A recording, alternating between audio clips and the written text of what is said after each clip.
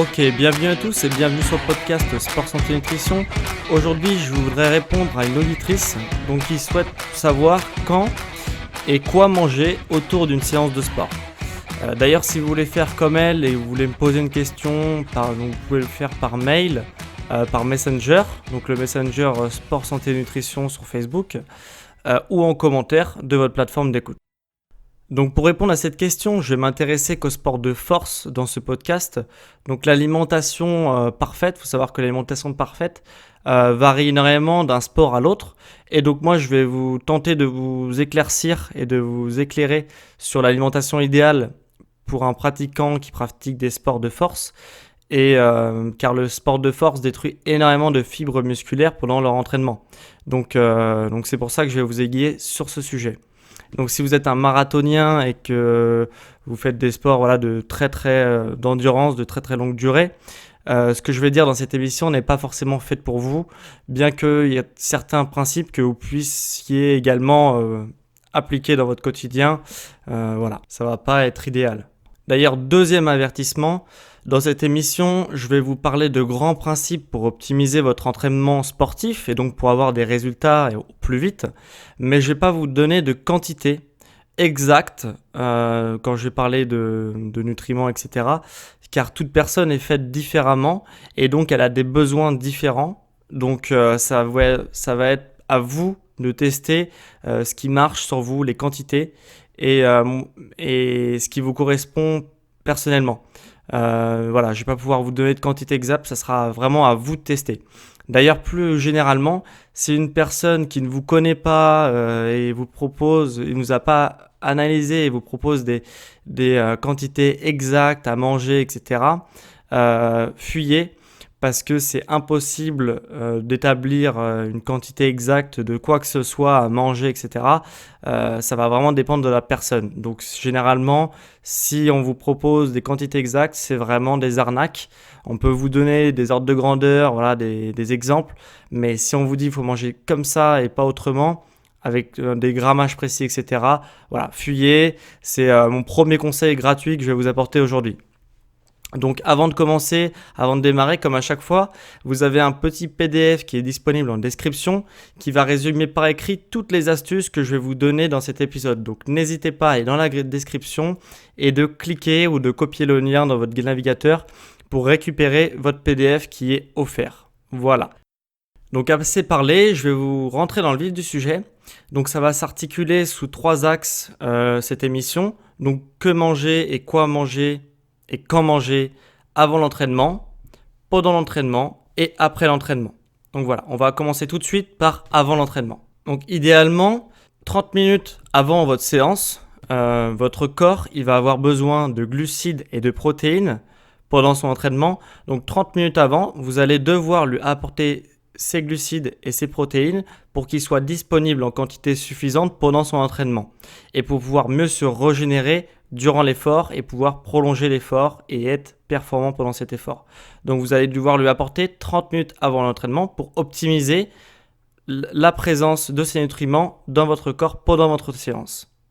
Seulement, il va y avoir un problème. C'est-à-dire que si on mange un repas solide avant l'entraînement, forcément on va être lourd pendant notre entraînement parce que 30 minutes c'est pas suffisant pour digérer.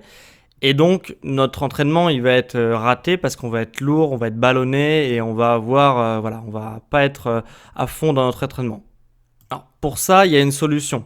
Ça va être de prendre des compléments alimentaires, donc tels que de la whey, par exemple, qui est une protéine qui se digère très très rapidement, qui est très riche en protéines.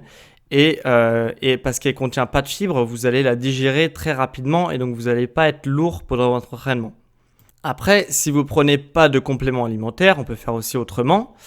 Vous pouvez aussi prendre par exemple une banane mûre, donc qui va vous apporter les glucides que vous avez besoin. Et aussi, vous pouvez prendre une petite poignée de fruits à coque pour l'apport en protéines. Voilà. En faisant ça, vous aurez les glucides et les protéines nécessaires avant votre entraînement, que vous allez prendre une demi-heure avant pour optimiser au maximum. Et si vous pouvez prendre des compléments alimentaires, c'est encore mieux. La whey se digère très facilement, comme je l'ai dit. Et si vous voulez un peu de glucides, vous pouvez prendre aussi une petite banane ou une moitié de banane en fonction de vos besoins en énergie. En tous les cas, si vous appliquez ce conseil-là et que vous voulez manger et être performant pendant votre séance et que donc vous vous alimentez 30 minutes avant votre séance, évitez au maximum les fibres. Donc soit en choisissant, comme j'ai dit, des aliments qui ont peu de fibres. Donc généralement, pour savoir si un aliment contient des fibres, ça va être marqué au dos du produit, ou après tous les fruits de toute façon contiennent énormément de fibres. Mais si c'est un autre produit, généralement c'est marqué au dos, il y a marqué don fibres. Et là, vous saurez combien il y a de fibres dans votre produit. Donc il faut le limiter au maximum avant la séance pour éviter que la digestion se prolonge et vienne se superposer à votre entraînement. Et donc, dans ces cas-là, vous serez moins performant. Et aussi, vous pouvez aussi casser ces fibres musculaires-là en mâchant vraiment énormément les aliments avant votre séance. Ça va vous permettre de casser les fibres du produit que vous ingérez et donc d'accélérer la digestion. Donc là, on en a fini pour l'alimentation avant l'entraînement. On va passer tout de suite à qu'est-ce qu'il faut prendre pendant l'entraînement. Donc là encore, pareil qu'avant l'entraînement, votre corps va avoir besoin de glucides et de protéines pour pouvoir mieux se régénérer entre les séries de votre entraînement et être productif pendant l'entraînement. Donc voilà, glucides et protéines en priorité. Seulement là, pour l'apport en protéines, vous allez avoir un problème. Parce que c'est très très compliqué de s'alimenter en protéines durant votre séance. Donc à moins de pouvoir vous faire cuire un œuf entre vos séries durant la séance, ça va pas être possible. Donc la seule solution, ça va être de prendre des compléments alimentaires. Et là, il n'y aura pas d'autre solution pour ceux qui n'en prennent pas.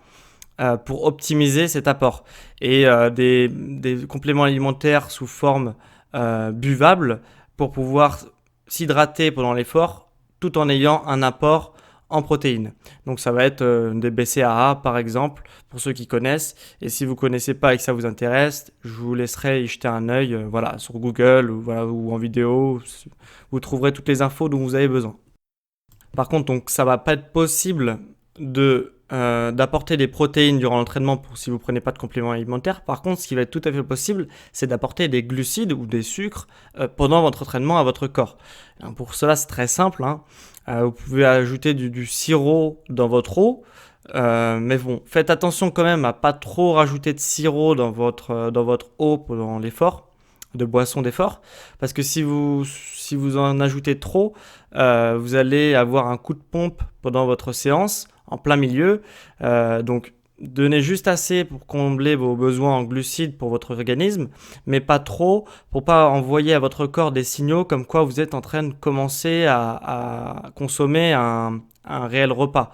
Donc juste assez et pas trop pour vraiment combler les besoins.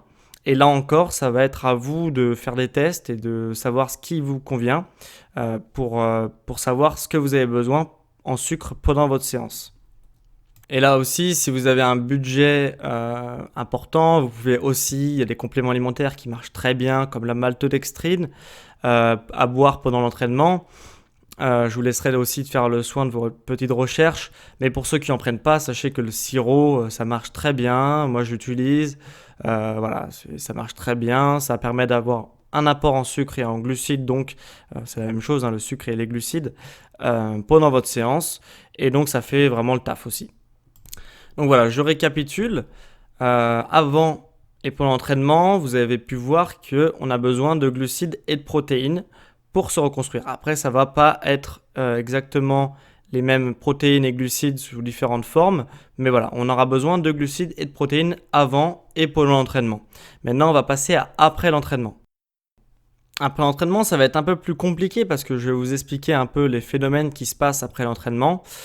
Pour que vous compreniez pourquoi je vous dis de faire certaines choses. Voilà, je pense que c'est important de savoir pourquoi on fait les choses. Donc il faut savoir que quand on s'entraîne, notre corps il va puiser dans ses réserves de glucides ou de sucre, c'est pareil, dans son corps pour pouvoir maintenir l'effort. Et ces réserves de sucre les plus faciles pour lui, les plus facilement disponibles pour lui, ils se trouvent dans les muscles. En fait, on appelle ça les réserves de glycogène. Bon, c'est un mot un peu compliqué pour exprimer en fait les réserves de sucre dans les muscles en fait, tout simplement. Les réserves de glycogène, c'est les réserves qui se trouvent dans les muscles. Quand l'entraînement se termine, les réserves elles sont au plus bas. Donc sauf si on a bien respecté ce que je vous ai dit au préalable, donc juste avant en fait, si on a ajouté un peu de sucre à notre boisson d'effort, on va limiter le fait que nos réserves soient au plus bas. Et donc, on aura toujours un peu de réserve de sucre dans nos muscles et dans notre sang, mais ils seront quand même très très basses par rapport à la normale, parce que l'entraînement dégrade les sucres présents dans notre corps. Donc, comme je l'ai dit, les réserves dans nos muscles vont être au plus bas, mais aussi dans notre sang. Donc, les taux de sucre dans notre sang vont être au plus bas. Bon, c'est ce qu'on appelle la glycémie.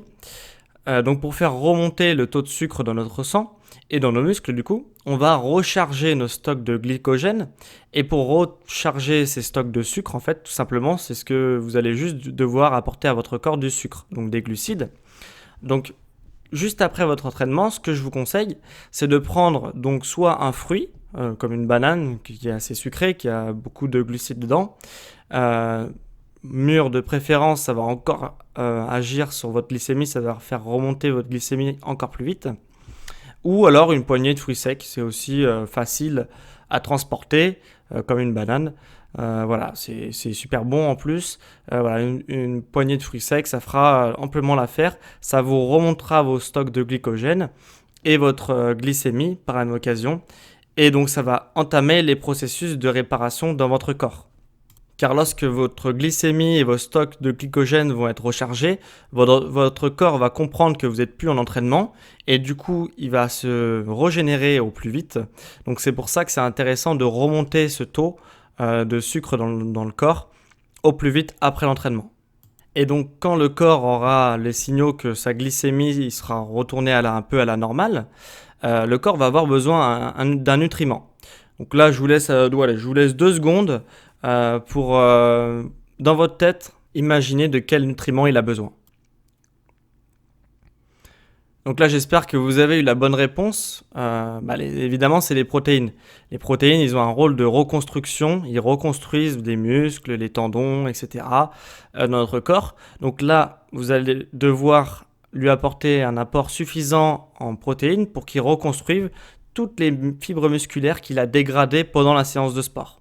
Et donc c'est comme ça qu'on progresse parce que notre corps il va se reconstruire un tout petit peu plus fort pour ne pas subir autant de contraintes qu'il a subies la fois précédente et donc il se reconstruit un peu plus fort à chaque fois.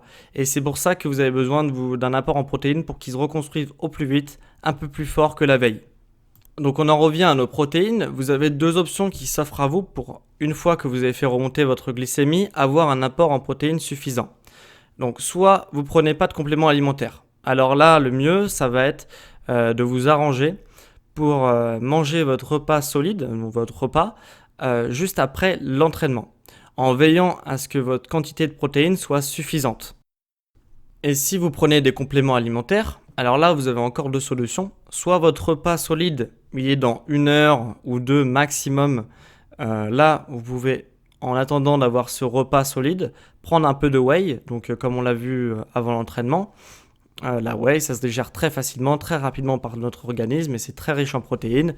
Et donc vous prenez ça et ça vous permettra de tenir jusqu'à votre repas solide. Après, si votre repas solide, il est juste après votre entraînement, là, inutile de prendre de la whey, prenez juste votre repas solide et ça fera parfaitement l'affaire. Dans tous les cas, si vous voulez optimiser au mieux votre résultat, il faudra prendre votre repas solide pas trop longtemps après votre entraînement. On parle d'une fenêtre métabolique de 45 minutes. C'est un peu controversé, mais en tout cas, après votre entraînement, votre corps il est hypersensible à tous les nutriments que vous allez lui apporter. Donc pas seulement aux protéines, mais à tous les nutriments. Donc les vitamines, les oligo-éléments, voilà, tout ça, tout ce qu'il va recevoir après votre entraînement, il va pouvoir les assimiler très très vite et pouvoir se reconstruire au plus vite. Voilà, donc là, vous avez tous mes conseils que manger avant l'entraînement, pendant l'entraînement et après l'entraînement. Donc voilà, donc, j'espère avoir répondu au mieux à cette question.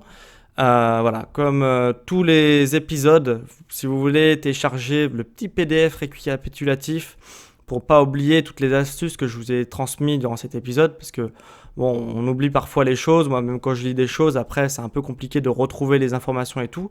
Donc pour ça, vous avez un petit PDF qui est gratuit. Vous avez juste à cliquer sur le lien ou à copier-coller le lien dans votre navigateur pour pouvoir télécharger votre PDF offert. Donc comme toujours, si vous avez aimé mon travail, si vous avez aimé m'écouter, lâchez un petit pouce bleu ou une évaluation 5 étoiles. Ça prend vraiment 5 secondes. Ça motivera à faire de plus en plus d'épisodes, à améliorer de plus en plus la qualité et je vous en serai éternellement reconnaissant. Donc voilà, merci d'avance. En tout cas, si vous ne voulez pas manquer la prochaine astuce sur le sport, la santé et la nutrition, abonnez-vous, c'est mon conseil du jour. Et c'était pour moi un plaisir de vous parler aujourd'hui et on se retrouve à la semaine prochaine pour un prochain épisode. Allez, ciao!